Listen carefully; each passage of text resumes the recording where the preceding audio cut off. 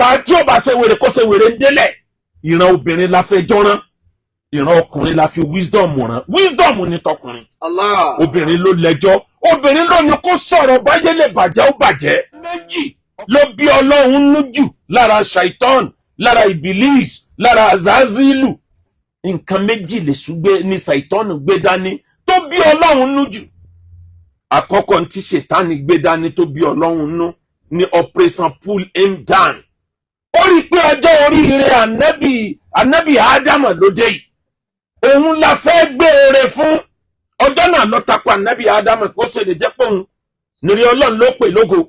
Ó ṣe lè jẹ́ pé òun ni wọ́n Ọlọ́run fẹ́ rán lọ sáyé. Ó ṣe lè jẹ́ pé òun ló fẹ́ ṣe ní Khalifa, the first ruler in the world. Why tó jẹ́ Ádámà, why tí ò jẹ́ mi? Àkọ́kọ́ ń tó fà bínú Ọlọ́run lórí Sátánì nìyẹn. Èkejì ń tó fà bínú Ọlọ́run lórí Sátánì ni pé àwa ti wà lẹ́ni àpọ́nlé. Sílẹ̀ yìí náà tó wá dẹni àpọ́nlé ni. Tọ́rọ̀ òun ti ń bẹ ní òkè sánmà pẹ̀lú àwọn màláíkà tẹ́lẹ̀. Bílẹ̀ yìí náà bá tó lọ rí promotion yóò dẹni àpọ́nlé. Méjèèjì tí ń sọ majority alágbára do lórí ibú nìyẹn. Ló jẹ́ ń sọ wípé ìka ọjọ́ kan ó yára ba oríire ayérayé jẹ́ ju any other thing lọ. Allah. Ọmọ ìyá mi tó bá ń bẹ láyé máa ṣe rere. Sára fún àwọn ìkà tí ó ba yé èèyàn jẹ́ tán pátápátá. Ẹ worú ọmọkùnrin tó pààyàn nílùú Ìlọrin. Káti ẹ̀ sọ pé Sátánì lò tán yányán kó wá ní Ọlọ́run mi ìfẹ́ gbogbo ẹni tí bá ṣe òfo kò láàrọ̀ fún yàn. Wọn kì í lálẹ́, wọn kì í láàárọ̀. Ó lè jẹ́ pé lórí ìran keje lègún tó kúrò lórí wọn. Kó tiẹ̀ wá ní Ọlọ́run ó rí mi bí. Sátánì lógun òun àfìgbò ń bọ́ ọmọ ń lò pọ̀. Ó ń bá lò pọ̀ bíi kúkú bíi yíyẹ òun tó gbá gbogbo owó tí ń bẹ lọ́wọ́ ẹ̀. Ṣé ẹ rí àdánwò yẹn bó ṣe kéré tóun? Ó lè ráforíjì lọ́dọ̀ Ọlọ́run. Èyí tí ò lè ráforíjì lò fún ọkọ̀ láàrọ̀ tó dánwò. Allah. Bíbínú Ọlọ́run ọba bá dé, ó lè ran gbogbo àwọn fámìlì rẹ̀ tí wọn ò mọ̀gbà tí ń dáràn. Allah. Ọmọ ìyá mi tá a bá ń bẹ láyé ẹjẹ́ àṣẹ rere láàrin ọkọ àti ìyàwó, rere dọwọ́ wa. Ẹ má jẹ́ abayé ara wa jẹ́ láàrin ọkọ àti ìyàwó. Ànábì wa Muhammad sallallahu alayhi wa sallam. Ànábì ní awwalu ma tus'alu an al-mar'a yawm al-qiyamah an salatiha wa an akli zawjiha. Àkọ́kọ́ ntọ́lọ̀ wọn béèrè lọ́wọ́ obìnrin lọ́jọ́ gbéǹde alkiyama tí ó dẹ̀ béèrè lọ́wọ́ ọkùnrin náà lọ́jọ́ gbéǹde kiyama. Lẹ́yìn pọ́lọ̀ ń bá béèrè pé bó ló ṣe sinmi tó láyé kó tó béèrè nǹkan tó kù.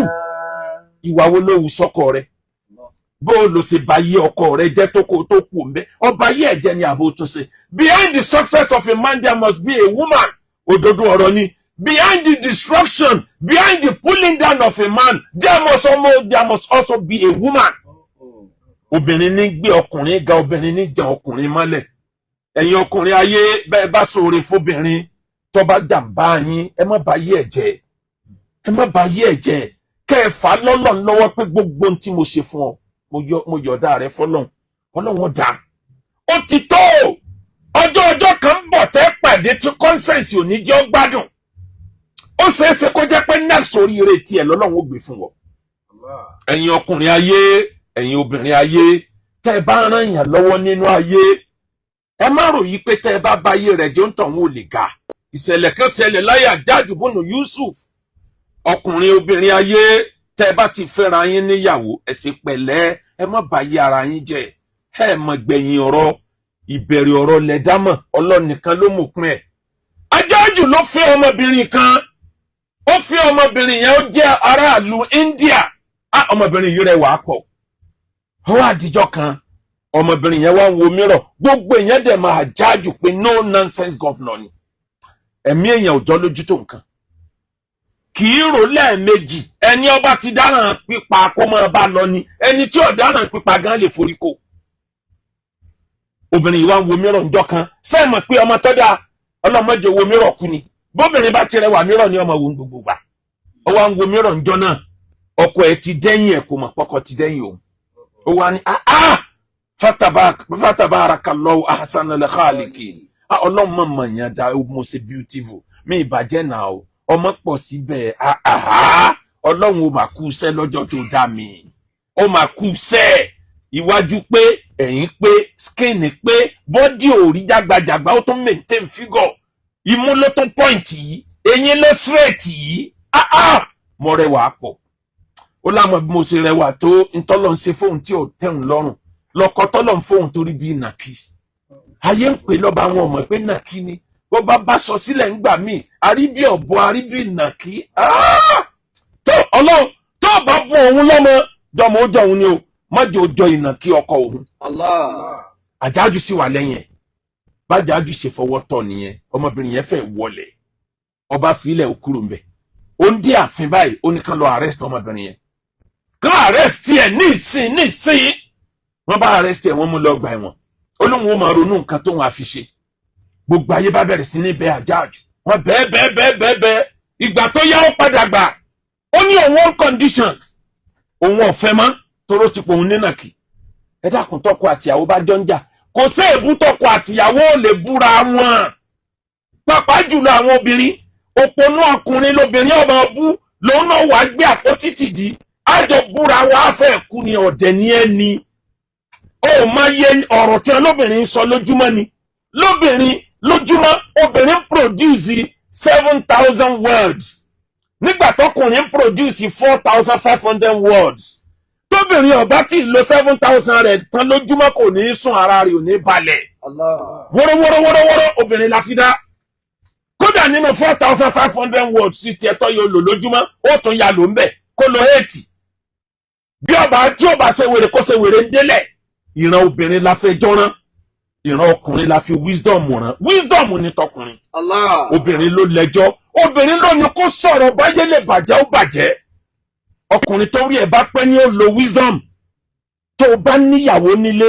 kì í ṣe gbogbo tíyàwó inú ilé ẹ̀ sọ nígbà tí ń bínú yẹn ló mìíràn ẹ̀ o ìyàwó ilé ẹ̀ lè sọ fún ẹ pé ẹ̀yin olòṣì tí ò lè dáa fún wọn láyé yìí kò mìíràn ẹ̀ tínú bá ń bí obìnrin lọ́wọ́ kò sí tí ò lè pé kó bàjẹ́ o ọkùnrin ni ó fọpọlọ gbé pé ẹ̀dá tá a dá obìnrin mẹkìsára ni wọ́n ọlọ́rọ̀ púpọ̀ ni wọ́n pàápàá jùlọ èyí tó bá kàwé nínú wọn èyí tó bá lajú nínú wọn á dàbí ẹni pé lẹ́yìn rẹ̀ kò sẹ́dá mi ìmọ̀láyé bá a ṣe dá wọn. mi ní Àjájú bùnú Yusuf ìgbòdìjọ́ keje tíyàwó ilé ẹ̀ ti lò lọ́gbà ẹ̀wọ̀n lórí pópè nínàkì ó bá ní ìdájọ́ mi ni pé ẹ lọ tú obìnrin yẹn sílẹ̀ ẹ jẹ́ kó kúrò nínú ìlú yìí kò gbọ́dọ̀ mú handkerchief kúrò nínú ìlú yìí òun ọ̀dájọ́ ọkú fún mọ́ bẹ́ẹ̀t oru ẹ̀ mọ́ òun ẹ jẹ́ kó rìn jìnnà òun ọ̀gbọ́dọ̀ gbúrò ẹ̀ obìnrin yẹn bá kúrò nínú ìlú ó lọ tẹ̀dó sí abúlé kan tí òun ṣe state ẹ̀ tó jìnnà síbi tó wà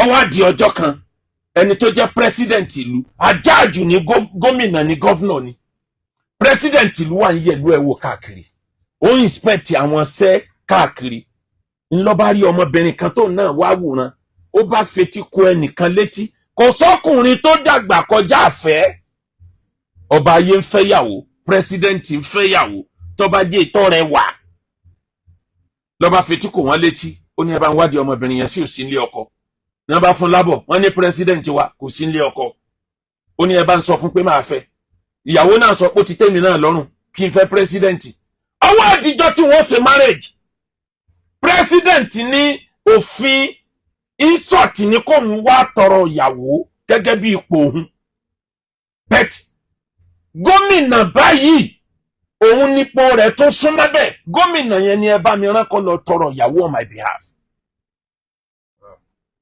nígbà tí ó rán yàn ó di ọkọ tó kọ obìnrin yẹn sílẹ̀ ńlọrán kó lọ bá tọrọ ìyàwó ọmọ ìyá mi bóore rẹ bá ń bẹ àwọn èèyàn dínà mọ́ mi wọn ò jẹ́ ń kọjá ọlọ́run ìṣetán tí ó fún ẹ lóore ni bí ẹ bá gbé adìyẹ gùn iye tí ó yé náà ni ó yé ńlá arákùnrin yìí gómìnà bá gbéra ó ti lé ìyàwó pírẹsidẹ́ǹtì nígbà ìyàwó jáde ó ti lo aṣọ ẹ̀há ó ti da nǹkan bojú kò dámọ̀ ìyàwó bá gun ẹṣin nígbà wọ́n parí ìgbéyàwó tán ìyàwó wá gun ẹṣin yẹn wá ní mo fẹ́ lo ọlá kan lónìí ọlá pé mo ti dìyàwó president mo fẹ́ lò ọ̀gá gómìnà mo fẹ́ kẹ́ fún mi ní ọ̀nà kan gómìnà ní ìyàwó sẹ́mọ̀ pé ó ti dìyà rẹ̀ ìyàwó kí lẹ fẹ́ kí n ṣe màá ṣe anything ó ní nǹkan tí mo kàn fẹ́ kẹ́ ṣe ẹ bá mi fa okùn ẹ̀sìn mi fún just 1 minute.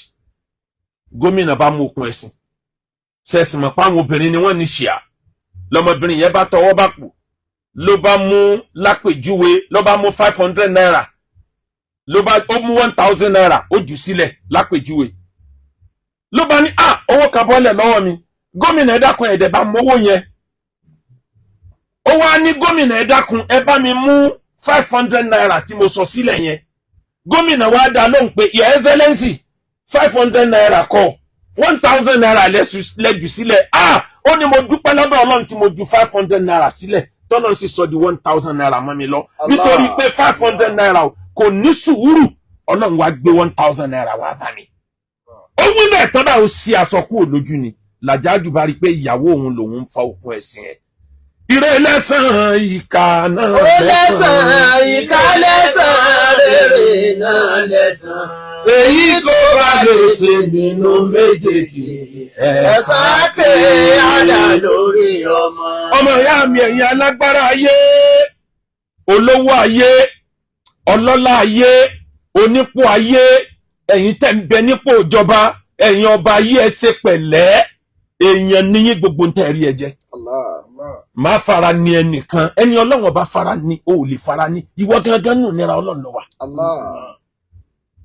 Ẹ má máa bínú jù. Ìbínú ọjọ́ kan, ìgbéraga ọjọ́ kan, ó lè ba àṣeyọrí ẹgbẹ̀rún ọdún jẹ́. Gbogbo àṣeyọrí tó ti ń ṣe bọ̀ níjọ́ ti dáyé, ó lè pààyàn mẹ́wàá kọ́lọ́ wọn má bínú. Ó lè jẹ́ pé ńjọ́ tó bá tẹ ìrà, ìjọ náà lọ parẹ́. Ó kéré nù nǹkan tọ́lọ́run lè ṣe. Bẹ́ẹ̀ bá rí gbogbo ẹ̀, ẹ wo ohun tó ṣẹlẹ̀ láyé Babangida. Tí wọ́n bá ń ka àwọn pírẹ́sídẹ̀ǹtì tí wọ́n ní àṣeyọrí ní Nàìjíríà, Babangida ló yẹ kó jẹ́ the best president ever tí Nàìjíríà ti ní.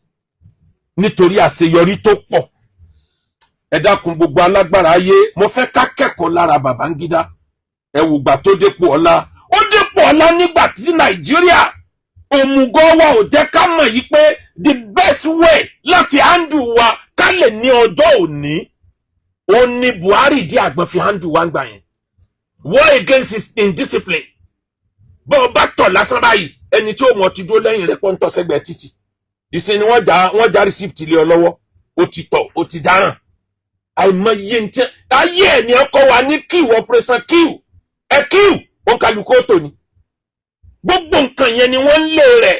Àìmọye ẹni tí wọ́n ló jalè, ó tó jí owó ìjọba tó bá rẹ̀ lẹ́wọ̀n. Àìmọye ni wọ́n dájọ́ ọkú fún. Ìdájọ́ ọ̀kanjú kò yẹn lọ́kàn Nàìjíríà lára tó ráàrírú ẹ̀ rí. IBB wá dé pẹ̀lú ẹ̀rín ọ̀mìmì. Ẹnìkan ọmọ pé sójà máa rẹ́rìn gbà yẹn. IBB ni the first Nigerian military president tó kọ́kọ́ rẹ́rìn. Láwọn èèyàn bá ń pè president wa yìí máa rẹ́rìn. Ẹ̀rín ní gbogbo wa náà bá ń rẹ́rìn pé nǹkan dé o, ara wa tù wá báyìí, ẹlẹ́rìn la ní. Àṣẹ nǹkan bọ̀ lẹ́yìn ẹ̀ nínú president tó láṣeyọrí pé Nàìjíríà ó mú fún federal capital lọ sí Àbújá. Òun ló lead ẹ̀ nítorí ikú oríṣiríṣi tí ń ṣẹlẹ̀ lẹ́kọ̀ọ́. Òun la kọ́kọ́ president Nàìjíríà tó jẹ́ military head of state tó sọra ẹ̀ di president ẹnìkan kò dẹ̀ lè kó rí ẹ̀. Ọdún mẹ́jẹ̀ẹ̀jọ tó lò Babangida generous. Ẹ̀wọ̀n tí Dangote sọ níbi book launch Babangida. Ó ní majority àwọn táwọn jẹ́ billionaire lẹ́ni product Babangida làwọn. Ó sọ àwọn èèyàn dolówó. Ó sọ àwọn èèyàn dọlọ́lá tààrà. Kò síye tí ò lè ná láti fi ṣàánú. Bó ṣe wá náwó tó yẹn, ẹ tún wá wo àwọn àṣeyọrí tó tún ṣe. Àwọn state tí ń bẹ Nàìjíríà lónìí ó jẹ́ 36 àbí 35 tá a bá yọ federal capital kúrò. Ṣé 37 ni? 36 pẹ̀lú federal capital ó jẹ́ 37. 1/3 gbogbo ń ta níyẹn. Òun ló create 1/3 gbogbo state tí ń bẹ ní Nàìjíríà. Ẹ jẹ́ n sọ díẹ̀ nínú àṣeyọrí Babangida. Kẹ́ ẹ wá wo ìgbéraga àti bínú bó ṣe rọ́ọ̀bù ẹ̀ ní gbogbo àṣeyọrí. Òun là bá máa pè ní Nelson Mandela Nàìjíríà lẹ́nu. Òun ní ìbá gba iyì tó bá sanjọ́ padà wá gbà. Gbogbo ìjọba kalẹ̀ ní pẹ̀lẹ́pẹ̀lẹ́. Ẹ wò lápèjúwe, òun ló create Yobe State, òun ló create Katsina, òun ló create Taraba, òun ló create Jigawa, òun ló create Kebbi, òun ló create Enugu, òun ló create Edo, òun ló create Delta, òun ló create Ọ̀ṣun, òun ló create Èkìtì, òun ló create Akwa Ibom, òun ló create Federal Road Safety Corps, òun ló create State Security Services SSS tó di DSS lẹ́yìn, òun ló create National Intelligence Agency, òun ló create National Defence Intelligence, òun ló build the Aso Rock fìlà gangan, òun ló build the Third Mainland Bridge tí ń bẹ l'Ékòó, òun ló complete Siroro Hydroelectric Power Station, òun ló construct Toja Bridge in Kebbi, òun ló create Jibia Water Treatment Plant, òun ló build the Chalawa Senga Dam in Kano, Kano Abuja Dual Carriage Express Ogbaberi, òun ló dán wò, dáàmù nílùú Kano iṣẹ́ ọwọ́ rẹ̀ ni, ECOWAS headquarter iṣẹ́ ọwọ́ rẹ̀ ni, International Conference Center l'Abuja iṣẹ́ ọwọ́ rẹ̀ ni, FHA Estate Nationwide òun ló ṣe nígbà yẹn tó ní wọ́n máa kọ́lé 1 million naira ni wọ́n gbé contract ilẹ̀ gbogbo lé tó kọ́ sí state kọ̀ọ̀kan. Òun ló construct high court building ní gbogbo state kọ̀ọ̀kan. Ó construct federal secretariat ní 36 states. Ó construct 2 political party. Òun ló dá party méjèèjì ilẹ̀, òun náà láàrẹ méjèèjì. Òun ló sọ construct 4 divisional headquarter Nigerian Army. Òun ló construct military barrack l'Abuja. Òun ló construct Army School of Armor ní Bauchi. Òun ló construct Army Amphibious School. Constructed Nigerian Dockyard Snake Island. Constructed estate for workers of federal ministry. Àti bẹ́ẹ̀ lọ, ó ti pọ̀ jù. Allah. Láṣeyọrí Babangida, òun ló construct FEPA l'Abuja. Òun ló construct National Eye Center Kaduna. Òun ló construct Smelter Company Ikota Abasi. Òun ló construct Supreme Court, òun ló build ẹ̀. Àtàìmọye kódà Àjàòkúta Steel Company òun iṣẹ́ ọwọ́ rẹ̀ ni. Abuja International Airport iṣẹ́ ọwọ́ rẹ̀ ni. Nǹkan yẹn wá pọ̀ tá a lè kà tán lórí afẹ́fẹ́. Ẹ wá wo bí Buhari ṣe bí Babangida bó ṣe wá gbìyànjú tó ìtò ní achievement. Débi pé ECOWAS respect ẹ̀ jù òun ló kọ́ ECOWAS headquarter. Iṣẹ́ ọwọ́ ẹ̀ ni. Gbogbo wọn ń kó àwọn sójà Nàìjíríà máa lọ bòmí lọ jagun, iṣẹ́ ọwọ́ rẹ̀ lọ́pọ̀ jù mẹ́. Bó ṣe wá ṣe tó yẹn ọdún 8 wá pé lẹ́yìn ìgbà tó lò tó lógun tó Wàdà lórí ọmọ. ẹ̀yin tẹ́ bẹ lórí Facebook ẹ bá wa tẹ like and love. Kí ni tí mo wá sọ débẹ̀ wá ní wípé ẹ wá àwọn bá ṣe yọrí Babangida ṣe wá pọ̀ tó yìí. Ọwọ́ àdìjọ tí wọ́n fẹ́ dìbò MKO Abiola lọ bá ọ̀rẹ́ mi só gbépo ìsílẹ̀ kí n tó dìbò. Islam MKO Abiola ò jìnnà kò gbọ́ àwọn nǹkan kan yé nípa ẹ̀sìn. Ìjọ yẹn ni Nàìjíríà ti mọ ìtumọ̀ inshallah. Babangida ní inshallah I will leave the power. Inshallah òun ṣe pọ́ búra ìbìtìnú. Lónà bá múra ó bẹ̀rẹ̀ sí campaign pé ó kó gbogbo ẹ̀jọ́ yányán. Àwọn àdìbò ó kù kí wọ́n announce ìbò. Lọ́ba di páfe wọn bá announce ìbò. Kí ló dé? Abálò àbábọ̀ ó di pé cancel bò. Ọwọ́ ọ̀bọ̀ Abiola tó cancel yẹn gbogbo àṣeyọrí tí ìbá ní Nàìjíríà ọwọ́ kíní yẹn ni cleaner tó pa gbogbo ẹ̀rẹ̀. Allah. Lẹ́yìn ọdún 8 kí ló tún wá tí wọ́n bá ló tún kù. Yes, tí wọ́n bá ní òkú mọ́ kúrò ń bẹ̀ then quit in peace. Kò kúrò ń bẹ̀ àǹtí ìgbà tó dàbùkù. Ó wá ń sọ níjọ́ tí ń ṣe book launch. Ó wá ń sẹ̀ ń dárúkọ àwọn tí wọ́n mislead ẹ̀. Ẹ̀yin alágbára ayé, àwọn alábòsí máa ń kẹ́gbẹ́ alágbára. Níjọ́ tí àdánwò bá dé wọn ní dárúkọ tí wọ́n mọ́ nínú rẹ́kọ̀ọ̀dù tí yín ní ó wà pẹ́yìn lẹ ṣaburú tó pọ̀ tó báyìí. Agbára wo ló pọ̀ tí ó lè tán? Owó wo ló pọ̀ tí ó lè tán? Ọlọ́wọ́ ló pọ̀ tí ó lè dilẹ̀? Bó o lágbára ṣe pọ̀ tó? Ebá wa tá à ń sọ̀rọ̀ náà nì. Bí kú bá dé ń sìn, ó di jọwọ́rọ́, ọwọ́ ọ̀rọ̀ ẹsẹ̀ ọ̀rọ̀ ẹni ọ̀rọ̀. Láàrin wákàtí 24 oòrùn ti dé. Kí ni fàárí ènìyàn? Ìwọ tó jẹ́ pé ìbẹ̀rẹ̀ ayé rẹ sperm tí wọ́n fi dá ẹ sperm tí ń rùn bí ẹyin ni. Ọ̀ ń gbáyé pẹ̀lú òórùn bọ́ ọwọ́ tọ́lẹ̀tì ẹnìkan ò lè wọbẹ̀ ní ìṣẹ́jú 5 lẹ́yìn bọ́ bá jáde. Ǹjẹ́ ọba kú 24 hours ó ti dòórùn kí wàá ní fàárí ẹ kí ni ìgbéraga. Bọ́ ọba sóore láyé má dúró tì má sọ pé wọ́n ló dàrú. Ẹ wá dákun ẹ wá béèrè àwọn tí Babangida wá mention wọn pé àwọn ni wọn ò jẹ́ kó sílẹ̀. Àwọn ni wọ́n rẹ́dì láti pa òun, wọ́n rẹ́dì láti pa MKO, wọ́n rẹ́dì láti pa gbogbo wọn. Ẹ wá bí wọ́n léèrè ǹjẹ́ nìkan dákọ̀ wọn mọ́ lẹ́yìn. Allah. tó bá jẹ́ ká yóò tì ọ́ ní tìkùtì ìwọ nìkan ni ó kù. iná lẹ́san ṣèyí tó bá lè ṣe nínú méjèèjì ẹ̀san ké àdá lórí ọmọ. ẹ wá wo ìgbà tí IBB tó wá ṣẹ̀ṣẹ̀ ń ṣe apology after 32 years ló ṣẹ̀ṣẹ̀ wá ń confirm pé MKO lọ́wọ́ léèbò ǹjẹ́ lè dá MKO padà sórí ààrẹ só lè jí dìde ìdílé MKO tó dẹyọ látara wàhálà yẹn ṣé kò mọ̀ pé òun lọ́lọ́run ó bí léèrè. ọládìlé ahoro ilé ọládìlé ahoro nítorí ìṣẹ̀lẹ̀ yẹn bó ṣe kéré mọ̀ yẹn ẹ lọ ní Abíọ́lá lẹ́nìkan ẹ lọ wo bíbẹ̀ ṣe rí bówó náà ṣe pọ̀ tó Ọlọ́run ló mọ̀ bí owó náà padà rá sí nítorí ìbínú ọjọ́ kan tí wọ́n bá wá ń ka tí wọ́n bá invite àwọn president lágbàáyé pé wọ́n fẹ́ búra fún lórí orílẹ̀-èdè tuntun wọn à ní ṣe mistake pé wọn à jẹ́ ṣe mistake ẹ̀ lágbàáyé torí pé wọ́n gbàgbọ́ pò ń lọ fẹ́ ìlú gómìnà òní ẹ̀yin alága ìní ẹ lọ jókòó jẹ́ ẹ jẹ́ nǹkan kan níwájú Ọlọ́run. wọ́n ṣe bú ẹni tẹ́ ń bú yẹn òkèlè ń wò ẹ̀ wò sàlẹ̀. èmi ni mo lọ sílùú Ìlọrin tí mo ní tírípù kan ètò lè ọjọ́ náà tún ní tòní kò ì tán bẹ́ẹ̀.